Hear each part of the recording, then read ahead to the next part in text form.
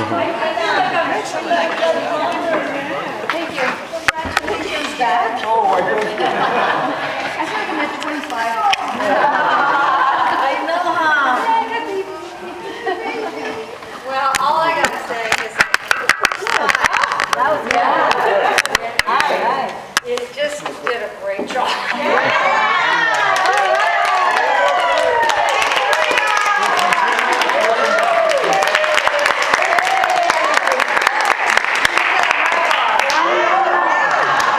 Thank you, but it took an awful lot of gray hairs. I got it. It didn't show. That's why I had to sit down. Yes, a lot of people are patient, and that was great. Yeah, they did. They sure did. What I like to do with this is I think that it's just really, really helpful because we learn from all the wonderful things that, were done so beautifully, and we learn from things that maybe weren't done, and maybe something that might have been done differently. That may or may not be the case here. But what I like to do is I like to go around, but I have to tell you that we need to finish this in 15 minutes. I want us to get in the habit of that, because otherwise we could be here for 3 hours. There's many, many things that we can discuss. But what I'd like to do, to begin with, is I'd like us to go from person to person. You do not have to say something. But if you have something to say that's different from what someone else says, then please share what it was that you thought, one thing, and I'm sure there were 10 things or 20, but one thing that really touched you the most, that you thought was just made this a really wonderful infant baptism experience, okay? And if you agree with what somebody else said, you can say, I agree with what Martha said, and then we'll go on, okay? That's just in the interest of not repeating. And then after that, then we'll talk about things that we think might have been different or that we'd like to suggest, okay? So if that's clear to everybody, and I like to just kind of go around the room, and it will be different every time, so Mike, why don't you begin? I think you did good. Great job. You set the standard very high for the rest of us. Yeah, I want you to say something, a specific thing he did that you really appreciate. I enjoyed the epithet, because I had not, at the baptisms I've seen and been to, I had heard that. It's optional in Yeah. here, and so, but No, that was special. I've never seen that. I've never seen it. Frank had expressed that he thought it was something really important, and then maybe he did it so beautifully. Yes, he did. I agree with Thank you, that. Mike. Martha? I agree with that. I agree with that. Joe? You look very diaconal. I mean, I know that's a God-given, but you presented yourself as being very diaconal. I don't know how else to put that. That means we're all almost ready. So the diaconal presence, the way he carried his body, the way he poured his out, the way he moved, all of that. It's great. Diane? I enjoyed your homily. I thought it was nice and succinct and to the point, and I got a message from it about the garment, using the prop of the garments. Spoke to me. First time I heard the sing that verse or that phrase, I can't remember which part from the book. But when you sang that verse, it was the first time I heard it. What, the affirmation? Yeah. Faith? Yeah. Yeah, that was good. And you see how simple that was? Just say that. I would Say have it with never power. even thought of doing that until you mentioned that it is sung sometimes. So. All the difference in the world. Beautiful. Salt? I think the celebration is beautiful. Again, as I've never experienced or seen a baptism that has music, that is so alive. So thank you for, thanks to the choir. Larry? Demeanor carried it. Leadership, you need it. Yes, It holds everything together. And everybody feels drawn to it, and so begin to respond to it even naturally, even if he doesn't say anything. The body language invites you to do what needs to be done. Being a very large church and very strong and being here in the area, we appreciate the pronunciation, the enunciation, how loud you were in the back and up here, very clear the message you get across there. Have a next one. First of all, before praying, I think the assembly was excellent. And that's what it means to be full and active, good participant. And it was beautiful. It's like we only need the once. It's like so beautiful. And I think his voice, when you especially read the gospel, your eye contact contact and you speak makes me so, like I could feel the Holy Spirit from all your entire presence in your voice. It was very, very nice. It seems that Frank already ordained. Just here. Already, but not yet.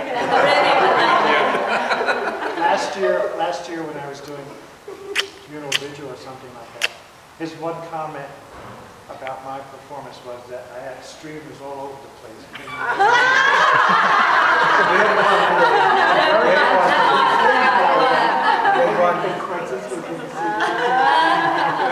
Yes. Will there be enough to do the critique as well? Right. Okay. I like the whole atmosphere of seeing.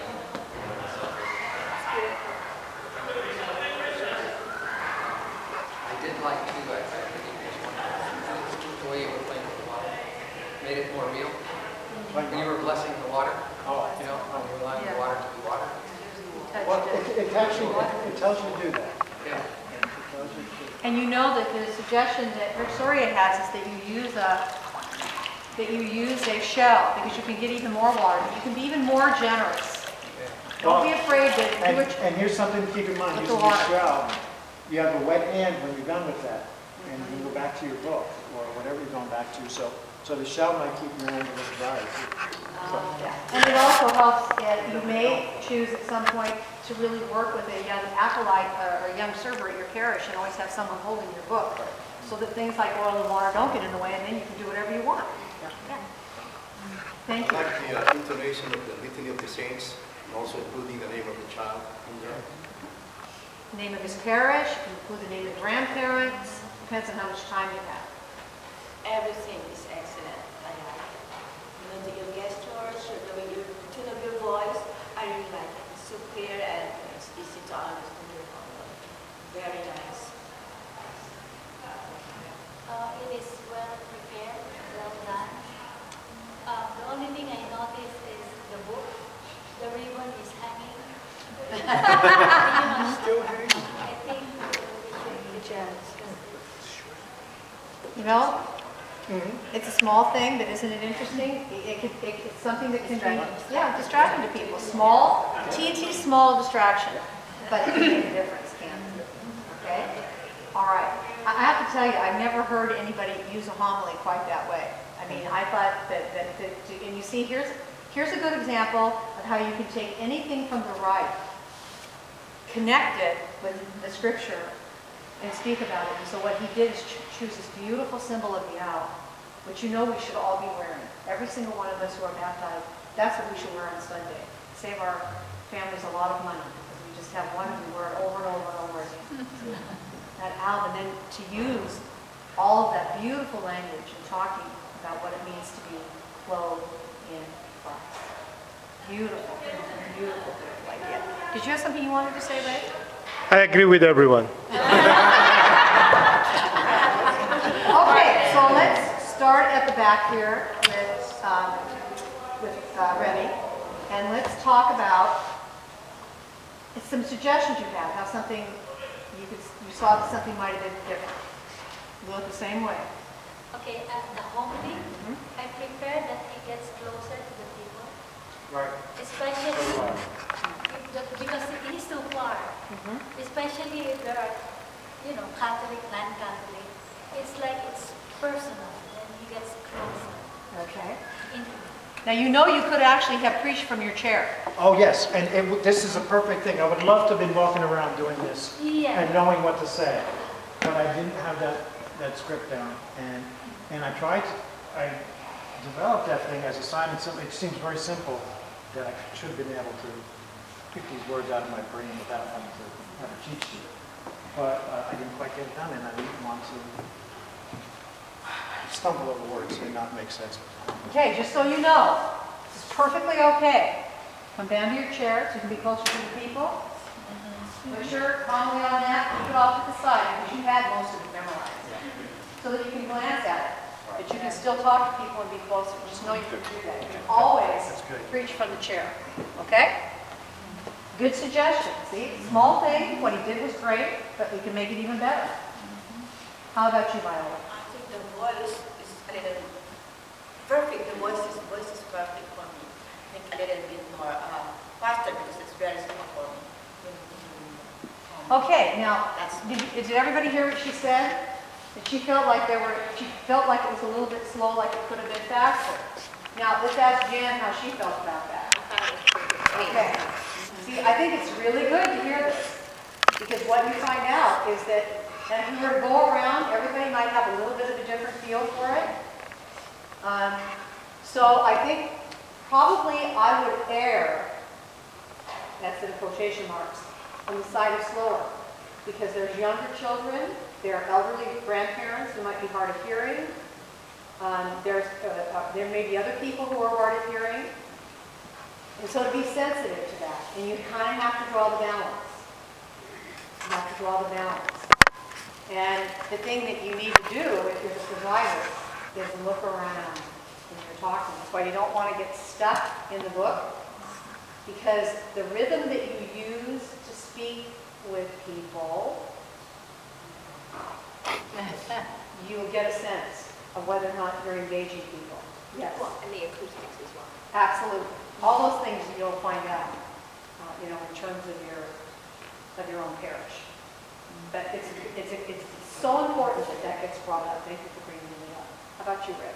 On the proclamation of the gospel, he made the sign of the cross on the book of the gospel itself, but not on himself. Okay. All right, and here's one of the other things that's really important. That's why there's a lot of things about the rite itself that you need to fix. Like, for example, you need to say, "Let us pray," instead of just starting the prayers.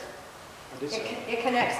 You didn't always. There were times when you just started in the prayer. But you do, because that's what's in the book. The book, all the critiques of that rite critique that fact that it doesn't do that. Now, the reason I bring it up in this context, ritual needs to be the same. People are used to waiting for those cues, at least the people who have been before. So we need to say things like, "Let us pray," and give people the opportunity to focus and then begin the prayer. It's why those endings, we ask this in Jesus' name. They're not there at the end of all those prayers. You must add them, because otherwise it's hanging there. You say what you have to say, and people don't quite. So you look at them and then you say amen, but it doesn't feel quite right, does it? No, it doesn't. It does not feel quite right, because this is the powerful and the challenge of ritual. It needs to be what people expect. Okay, so remember that the next time. The hallelujah after the child's baptism. I think it would, to me, it would sound better if it was more upbeat, like calling out something like that a little quicker, because of the celebration. Yes, I agree with you. My tendency during Advent is to do it a little bit lower key because of the season. But normally, yes, you would. You would do something that's full of life. You might even do the Celtic Hallelujah because it's longer and it's elongated. I chose to do something that was a little bit more low-key because of Advent, but normally it would be. Yes, it should be fuller. I agree. And in fact, it can be something else. It doesn't have to be Hallelujah. There's Surrexit Christus Hallelujah, it could be, or something like that that's really expanded. So we can work on that when we look at some of the possibilities for music. Yes, that's a good one too. And actually, you know what I saw happen once? It would be so great if it would actually happen. But it's happened in real baptism. The people sang that, and they all got up, because they were all kind of doing just like, they all got up and they circled the family, holding hands, just sing, and they sang it over and over and over again. It was so amazing. Now let me tell you, that family will never forget that baptism. That baby even felt it. I mean, She's smiling. yeah, she's happy. So thank you for that, because that you're right. By the way, the expression on that child did change. In the water? I turned her head to look at you. Yeah. I think this is going to be the baby. Are you going to be okay with that? Yeah. Okay. Put something blue on it. It could be a boy. It's nice that her head moves. Francisco, how about you? Yes, in my case, it's perfect, but just only in my case, when you read the This one. What do you call this? The right book? Yes, slowly and take time. That's what, in my case. Yeah, see, the difference in the sense of what it was. I don't have any suggestion to improve, but I have a question on the, before I started for intercession, isn't it the celebrant should start, my dear brothers and sisters? And My moment of silence was interrupted. I'm sorry. Yeah. Let me just tell I wanted to get out of you, it. there's a couple of things here that you want to remember, and that is that the rite doesn't tell you when people should stand or sit. So what you do is you go to the primary liturgy, which is the Mass, and what's the posture for the intercession? Stand. Standing, and we always stand up before he even begins. So now somebody who's diaconal, you have to develop a natural sense of what those are, because most of the time, you're going to be telling the people to stand and sit. So if you don't put it in your worship aid, and it wasn't in the worship aid, which is okay, I like to put it in the worship aid, because then it's there if I forget, because sometimes you do forget when you're writing. Then he needs to tell people when to stand, okay? I did once listen to that. Yeah, you did. You did, which was fine. That's right. And of course, I stood up. Because I was in the very back just trying to get a little cue, but nobody was taking it. So I thought, well, maybe they have something else in mind, so I better sit down and wait. But what's more important, you know, we all should be well versed in knowing that the moment of silence does not get interrupted. I don't think you can ever assume that. I think you have to, that has to all be part, I would even put it in a worship aid. But see, you know, even your thing said that was for the celebrant to say. Yeah, yeah. You decided to say it. Well, I did because I thought that you were forgotten. Yeah. And let me just say this, one of the other things that I did you see what he did? Did anybody else notice I what he noticed. added about halfway through? What did he add? We pray. Yes. Again, it doesn't have it in the right, but we needed it. Yeah. We need something, because otherwise it's like, well, is it done? Is it not done? See, and he just did that naturally, so that was great. Now, many people you ask to do the intercessions are going to do it naturally because they won't know. They won't have enough nerve to do it. Okay? Jan? Yeah, and this is, I think he handled himself very well with oil and water and trying to wipe his hands off and keep everything flowing. But I don't think there's a natural sense in that. I mean, you've got to reach over and grab your towel. I don't know what you would do normally. Well, this is, for this space, this is what you do. Yeah, now the thing is what you're going to find is that those of you who are couples, you will probably have your wife be your assistant. Now, you don't have to be. She doesn't have to be. Somebody else could be actually in the group. One of the other guys, you know, because you could use servers in your parish or whatever, and so they'd be carrying things and handing things, and you'll get into a rhythm with the person that you're used to doing it with. But you know, you're going to, you're going to learn from what he did. Okay, now how can I make that smoother? You know, he's really just basically set kind of a, he's put out something that we can all learn from and move forward with. I mean, what a guy to do it, because it's very intimidating, isn't it? Yeah, and what was here and what wasn't here that you bought? I was just curious. I know that. All this. Cloth. Now you notice that we focus basically on the Word, because this is basically a liturgy of the Word. But we lit the candles because it's Advent. Don't ignore what's going on in the church. And because he chose to do the ritual at the end, that I'm so glad that you chose to do. Now, was that not a powerful picture? To see him standing behind there with the parents and the godparents and the baby. I wish you could have seen it. Well, you'll see it because you'll see the pictures. A powerful picture and a powerful liturgical catechesis. You know, about that being the ultimate goal there. You lose that if you don't do that. So the fact that the altar was decorated and that the candles were lit and they weren't ignored. The only thing that might be different in a parish is ordinarily, I'm not for having a font up in the front like this. It works here though, with this small group of people, because you're all right here. If you're going to be, actually, if you don't have a font that's built in, it's nice to be able, if you have something like this, to put it someplace where you can come up in stations. And if everybody would start at the door. And we would all process up together, we'd sit in the pews, halfway up, you know, and the font would be in the middle. There was room there. Frank was wise. He said, I don't want people crowding around it. It'll be hard for the parents and the godparents to do the ritual around it that's in the narrow aisle. It's one thing if you have to just walk by, it's a whole other thing when you're doing ritual, right? And then when we finished there, we could have focused on, somebody still could have come up and used, or they could have done the word down there. That would have been okay. But they could have come up here and done it as well. Maybe you'd even have the font be 2/3 of the way up. It's still in the aisle. So we all come up here and sit for the liturgy of the word. And then, you know, we go back and stand around the font for the baptisms, and then at the end we process up to the altar, and we can all do that together. That's one way of doing it, okay?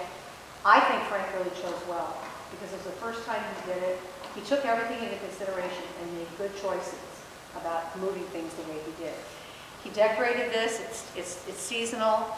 It's really important to decorate the animal, especially when it's that ugly, because it's just not a lovely piece, so at least you give it some color. You saw he had a table for his stuff. Now that I see the table up there, I think I might have chosen something smaller. It's almost as big as the chair. And then he, of course, had the Haskell candle. So all the papers were here.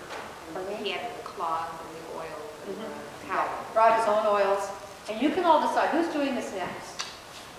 By the way, I found the paper. You're at the end. Okay. All right, if that's the case, if Ray and Remy are next, then what I suggest you do is you get together with Frank. And each person's going to teach the next person where everything is in here. So now he knows where all the stuff is in there, what's available here. So you'll work with him and to find out where all the stuff was. He'll tell you what he brought from home and what he didn't, if he's willing to let everybody use the oils. If you decide this is going to be the class baby, I don't see how. And because most of the stuff they already have. They have this cloth, they have other colors of cloth as well. You just have to put everything back exactly where you found it and fold it nicely. And I'm going to assume you're going to do that. Okay? This actually came from the front. Now, one other thing that you can do environmentally is you could have taken, they have some other candles that are back there.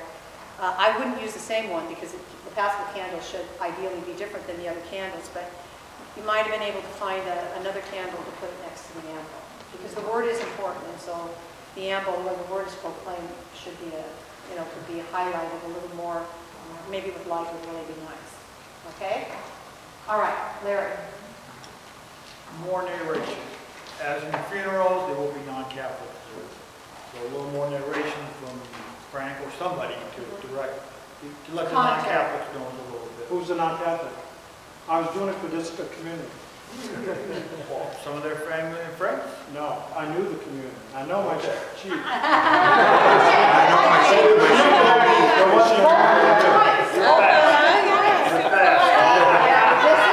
This is what you do. Now, if Frank had wanted to come out here at the very beginning and said, okay, now I want you to know that I prepared this for this assembly I know. In this assembly, there are those of you who are grandparents. Some of you don't speak English. Some of you are Jewish. You can determine who your assembly is, but you have to let people know. He took you exactly the way you were and then presented it as such. No, and I did consider who I was when I was doing that, doing the worship day, like how much you know, and I figured you guys know everything I know. So that's one way to do it. Okay? Both points are well taken. Yes. I don't know, I guess it's the layout, but I would have prepared during the blessing of the mother and father and lighting of the candle that I can see them all, they're not behind the altar, but like the whole thing, like the baptism. But again, it's the layout because I don't think we have enough space. So we could have done it over there. We're in, the candles and then blessing of the father and the mother. You didn't feel like you could see them well enough from where you were? I think that the altar, I don't know if my the candle we did over here. Yeah, but then after that, after the altar. Okay, let's talk about this for a minute because these are important questions. And the thing that's important is what's the goal? What is it that we want most to express and for people to experience at the time that she's talking about, which is when he blesses the parents? They should feel the power of the community. Okay. They should feel like they're not standing there alone, but That's right. So he's finished making the connection with the altar, with the Our Father, right? So then all he has to do is recess back down and stand here. And, you know, the family can be standing here facing all of you, and you are all here, and we can all raise our hands and bless them too. I want to tell you that last year, the blessings that we did last year, I thought were all too long. Everybody was blessing everybody, and it was too much. I thought what Frank did was just perfect. They added some things that didn't work out. So I think what you do out of the book really does work okay here. All right. Now you could actually ask the people to hold their hand up in a gesture of blessing with you if you want. You could do that if you wanted to. But I wouldn't go beyond that, because it can get to be too much. Okay? So thank you for that, and thank you for that, because that's the question. That's what you say to yourself. You know, not because I like it better, but okay, what are we trying to do here, and what's the connection? And you've already made this powerful statement about the altar. Now move away. In some ways, it mitigates that if you stay there too long. Okay? Jesse? Also something about, I don't know, there was a movement from this place, this area over here, kind of back and forth was, I don't know, to me was distracting or kind of... I think probably what you're talking about is that there were some times when the movement of Mike and Martha, this isn't blaming anybody for anything, but there were times when it was clear that you didn't quite know what to do. It's one of the reasons why you really need an assistant, and somebody who you work with regularly, whether it's your wife or an altar server in the parish or whatever, or your MC at the parish or whatever, so that that person, when you're trying to do what you're doing, which is presiding, that person can kind of be a little more directional so that people know where they're supposed to go, and then those things will not be as obvious. They're still going to happen, because people forget, they're nervous, and everything. The presider's not the only one that's nervous. We're like Parents going and everybody back is and nervous forth too. for some reason. Yeah. And you want to make sure that the ritual that you have, I mean, it's appropriate, probably would be more appropriate for the lighting of the candle to be over here, rather than to have, I think the way they did it is they were over there, and somebody came over here and then went back. And I'm not against processions, but I think of it about the way candles normally are next to a font. The reason why Frank chose to put it over here is not ideal, but it made sense because of the space that we had here. We want people to be able to move around it. But by having it over here, the compromise you make is it's not as connected. I can't lift it up. But if it were standing right next to the font, if there's any way that you can do that and still leave room for the ritual, then do it. I originally had it in here, and I tripped over it while I was saying. See, he practiced, so he knew what was going to work and what wasn't going to work. But normally, this should be connected with this. No, weren't you saying that it should be closer, preferably closer to the handle? No, another one for No. the handle. No, another one completely different. Oh. This actually is an altar candle. It's not a Paschal candle. They don't have a But Paschal. that's supposed to be a Paschal candle. Yeah, but we're using it as a Paschal candle. It's the most significant one they have. So that's why you can't use the other one for the ambo, because it would be the same, and then it's not a good symbol because, you know, the ambo candles or altar candles are not the same as the Paschal candle. Now, what we could do, and I actually have something at home, maybe a bigger candle that we use. You know, we got, in my parish, we got some old Paschal candles down here fully used. It's just Could you bring that? Yeah, I'll bring Then we'll just replace it. Yeah. And so then we can use the other one like this as a processional candle, or, you know, a candle on the side. Okay, how about you, Diane? Holding the baby, it occurred to me midway through that should I be holding the baby the whole time, or give her to her daddy, or maybe give her to the godparents? I don't know if there's any instruction on there in the right. Who holds the baby? There is only one place where it says the mother should be holding the baby. For the whole thing, the whole time? No, it does no. Okay. It's only at the one time where it says it. I see. It's specific, because there's options, you could even anybody. And they give you these cultural things. In some cultures, the godparents do that stuff, and some have it very. I'd really like you to, when you, are you done with Rick and Maureen at this point? No, we have one more class. Good. Talk to them about that, would you please? And then come back with a concrete. They have a way they do it. I can't remember, so I don't want to represent it. But they have a way of involving everybody in a really a good way. Okay? So I would suggest that you ask them and then come back with that the next time so that we know. The only thing I had was, did you remember saying grandparents and godparents? at one point? No, Yeah, you didn't notice it, but. Yeah. you I shook thought your they head. were grandparents, and I thought, I wonder who they are. So he met godparents. Not to pick on you, but I was wondering if you realized it. Yeah. We don't say godparents every day. Yeah. How about I'm you, so Joe? happy with the baby. I'm ready for Yeah, grandchildren. you really treated like a The real the only person. thing, Frank, is smile more.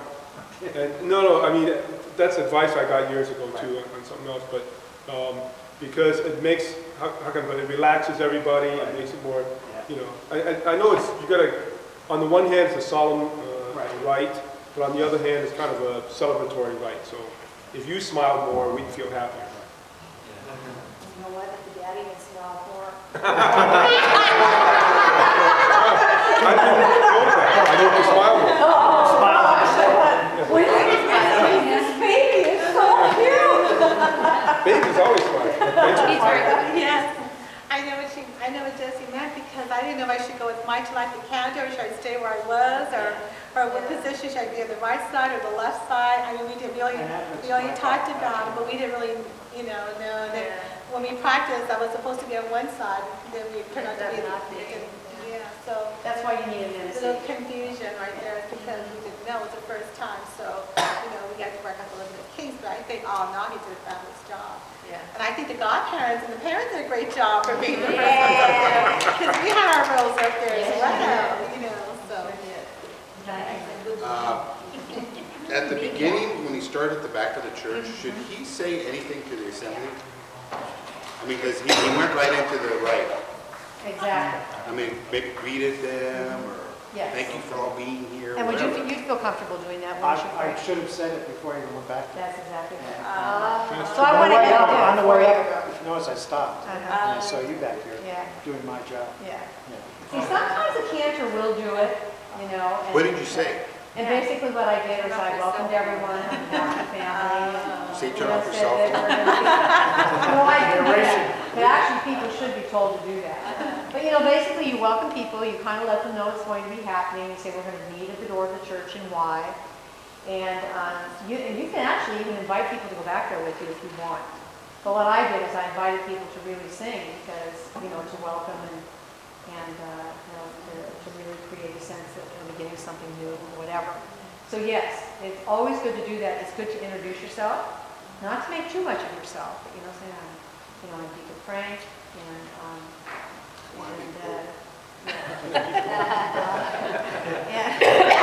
oh, you're such a smart aleck. Okay, I think it's all pretty good, and I think yes, Jessica. Question. Now, do we have to have the first reading and the psalm? And the second reading? But we didn't have a second reading. I mean, in the gospel. No, you do not have to. Jessica pointed out something that I didn't even realize because I'm so used to doing the liturgy of the word with, a reading and then a psalm and then the gospel. So he pointed out that there isn't really a first reading mentioned there, but I know that it's presumed to be okay. Because again, it's certainly, you see it in the It's an option. They RCIA. give it as an option. Can you find where it says that? Because we couldn't find it. I wasn't looking real closely. Passage was to the, maybe it shows another passage. But yeah, but the Oh, they're in the very back. Okay, because we looked at a place earlier where we couldn't find Old it. Testament readings and Okay. So you can do an Old Testament, a New, a New Testament, one or the other. Don't do two. But I made a point Then of these readings, when I was choosing readings, I remember you saying how you would like somebody to do a homily other than the gospel. And It was so beautiful. perfect for that. Yeah, it was. And not only that, but when you choose a reading that's a little shorter, because you really basically have the reading memorized. So the eye contact was just beautiful. Yes, beautiful. Okay? All right, I think we should, yes. As a deacon couple, what should we do, the wives? You know what? I want you to work that out for yourselves. I just want you to keep in mind, I think what I already said to you, and that is that there is no single way of doing it. That last year there were women who did everything from were the reader only, to women who were the server only, to women who only did the intercessions. to women who were only hospitality ministers and invited other people to do other things. You can do it however you want. Rich and Maureen Soria do it as a couple. Yeah, if you, So if you really want to see what the potential is, ask them when the next baptism is and go to it. Well, we did that last summer. they really are dynamic together. Yes. You should, I've never seen them. What church are really working with? What church are they? St. Mark and Mary. Mark and Mary. All right, so we know the next one's going to be Ray and Remy, and then Frank is going to be the teacher, and then whoever comes after that will be taught how to review. Okay? I'm sorry, Michael should help tear down. Because you Okay. have this with you. Oh, yeah. That's great. Okay, Where did it? you know what? Let's go ahead and just do this now. Let's all help you guys. All get up out of here now. Okay. Take several containers. If you're a baby You can't now, carry that, you guys. you do? Oh, I don't Did you bring that?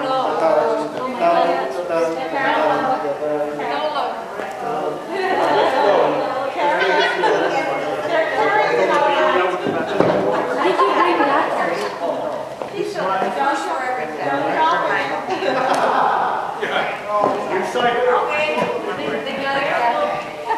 Oh my God, it never happened before. No. I've had that thing empty. Frank? To the room. That's more No, some of it is from